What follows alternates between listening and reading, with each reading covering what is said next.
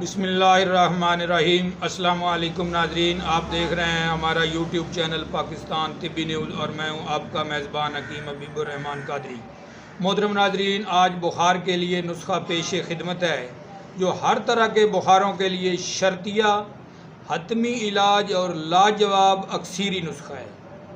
तो मोहतरम नाजरीन, नुस्खा सुनने से पहले हमारे चैनल पाकिस्तान तिब्बी न्यूज़ को सब्सक्राइब कर लीजिएगा ताकि हमारी हर तरह की आने वाली वीडियो आप तक बआसानी पहुंचाई जा सके।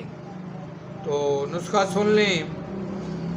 कटकी यानी कौड़, ये एक बूटी की जड़ है।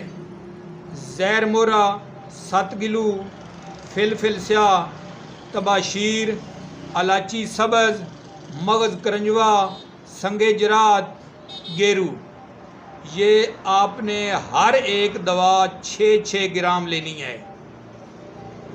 अब आपने तुख्म धतूरा 1 रत्ती मिला लेनी है इसमें, और लुआबे इसबगोल से गोली बकदरे चना के दाने के बराबर आपने बना लेनी है।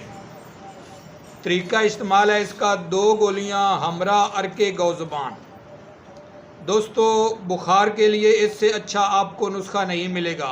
बनाएं और बनाकर फ़ायदा उठाएं और दुआएं दें।